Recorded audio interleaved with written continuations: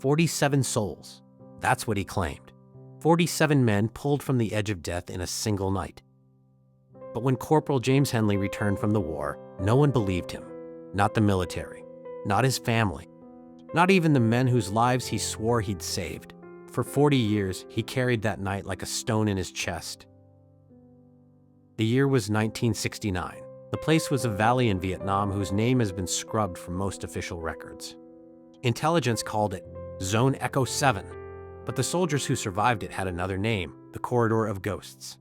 It was a narrow strip of jungle flanked by two ridgelines, a natural kill zone where the enemy could rain fire from both sides. Command knew it was a trap. They sent a platoon anyway. Henley was 22 years old.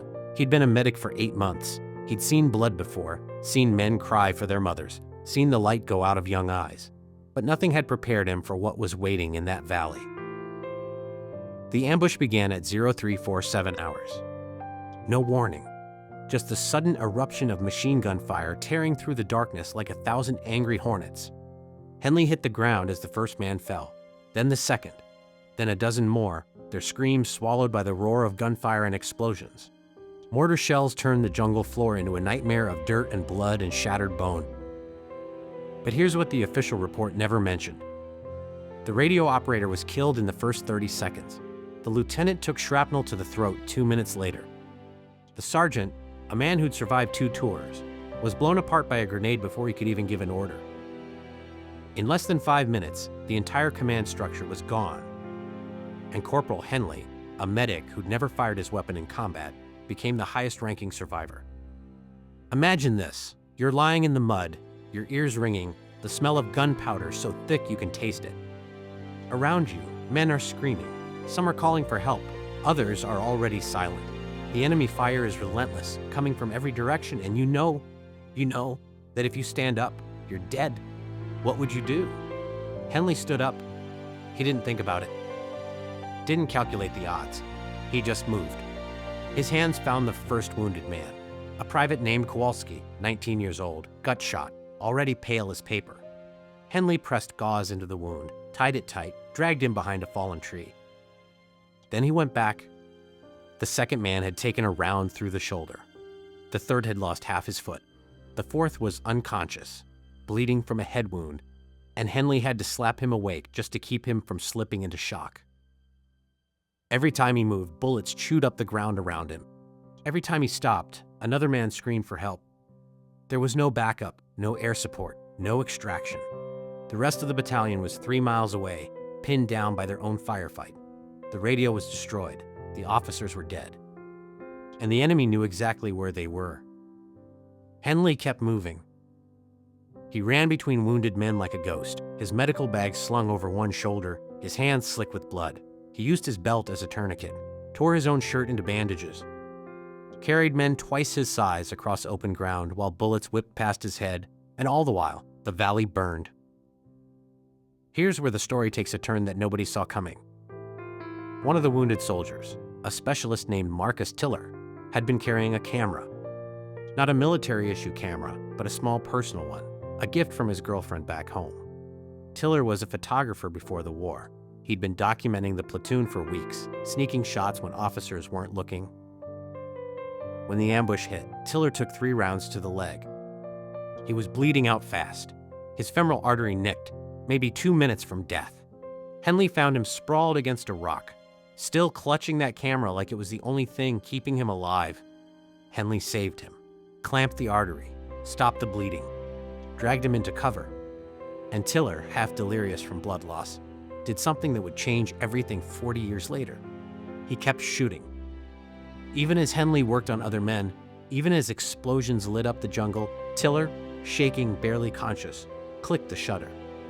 He captured Henley pulling a man from beneath a burning tree. Henley performing CPR on a soldier whose heart had stopped. Henley tying off a severed limb with his own bootlace.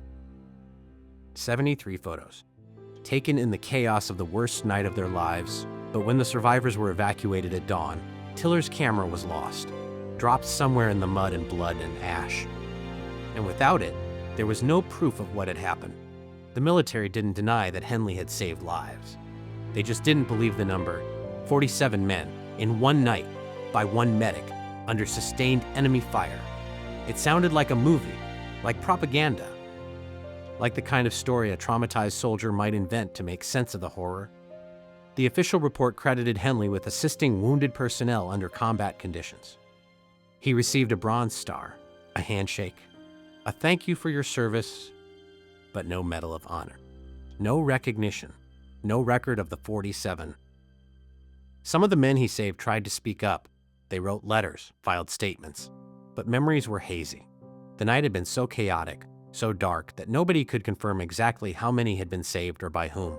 Some remembered Henley. Others remembered different medics. The stories didn't line up, and the military had a policy. Extraordinary claims require extraordinary evidence.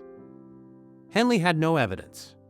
So he went home, got a job at a hardware store, married a schoolteacher, had 2 kids, lived a quiet life in a small town in Ohio. He didn't talk about the war much. When people asked, he'd say he'd been a medic, that he'd done his job, that he'd come home. But sometimes, late at night, his wife would find him sitting on the porch, staring at nothing, his hands trembling. "I saved them," he'd whisper. "I know I did." She believed him, but belief isn't proof. 40 years passed. Henley was 62 when he got the phone call. It was from a man named David Tiller, Marcus Tiller's son. Marcus had died 3 years earlier from complications related to his war injuries. While cleaning out his father's storage unit, David had found an old metal box buried beneath boxes of junk. Inside was the camera. It had been there for 4 decades, covered in rust. The film still inside? David didn't know what to do with it. He almost threw it away. But something made him take it to a specialist, a photographer who worked with historical preservation. The specialist said the film might be salvageable. It would be delicate, expensive, a long shot. David paid for it anyway. 3 months later, the photos came back. 73 images. Grainy, damaged. Some were too dark to see. Others were blurred beyond recognition. But 31 of them were clear enough. And in every single one, there was Corporal James Henley. The photos didn't lie.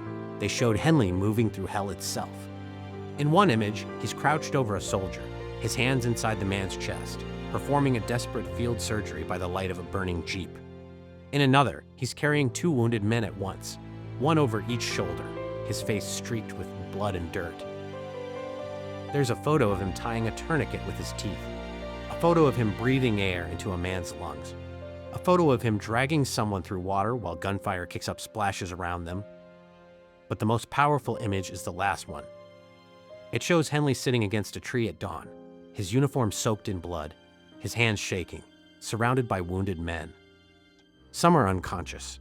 Some are staring at him like he's a ghost.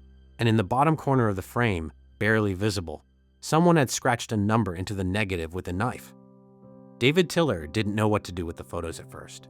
He posted a few online, asking if anyone recognized the men. Within days, the story went viral. Veterans groups picked it up. Historians started investigating. News outlets called. And one by one, the survivors started coming forward. Men in their 70s and 80s, scattered across the country, saw the photos and remembered. They remembered the medic who wouldn't stop moving, the man who'd pulled them from the fire, the voice that had kept them conscious when all they wanted to do was close their eyes and let go. 12 of them were still alive. 12 men who owed their lives to Corporal James Henley. They organized a reunion, flew to Ohio, showed up at Henley's door with the photos in hand. When he opened the door and saw them, he didn't speak for a long time. He just stared at the images, his hands trembling the way they always did. Then he looked up at the men standing on his porch, men he hadn't seen in 40 years, and his voice cracked. "I told you," he whispered. "I told you I saved them." One of the men, a former private named Kowalski, now a grandfather with gray hair and a limp, stepped forward and put a hand on Henley's shoulder. "We know," he said. "We always knew." The military reviewed the case. With the photographic evidence and the testimonies of the survivors, they had no choice but to reopen Henley's file. 6 months later, in a ceremony attended by over 200 people, Corporal James Henley was awarded the Medal of Honor. He was 63 years old. He'd waited 40 years to be believed. When they placed the medal around his neck, the room was silent. No cheers, no applause, just the quiet weight of recognition that had come 4 decades too late. In his acceptance speech, Henley didn't talk about heroism. He didn't talk about bravery. He talked about the 47. "I didn't save them for a medal," he said. "I saved them because it was the only thing I could do. Because if I didn't, who would?" He paused, looked out at the crowd, at the 12 survivors sitting in the front row, at his wife crying quietly beside them. For 40 years, people thought I was lying, or confused, or broken. Maybe I was all those things, but I wasn't wrong. And I just want to say, thank you for finally believing me. What if no one had found that camera? What if those photos had stayed buried forever? Would Henley's story have died with him? Would those 47 lives have been reduced to a footnote? A story too incredible to believe? The truth is, there are probably thousands of stories like this. Acts of courage that went unrecorded, sacrifices that were never acknowledged, heroes who died without anyone knowing what they'd done. James Henley was lucky. He lived long enough to be vindicated, but how many others didn't? The photos that saved his legacy are now on display at the National Museum of American History. Visitors walk past them every day, staring at the grainy images of a young medic covered in blood, and they ask the same question. How did he do it? The answer is simple. He didn't think about the odds. He didn't calculate survival rates. He didn't ask permission. He just moved. And he kept moving until there was no one left to save 47 lives. One night, one man, and 40 years of silence before the world finally listened.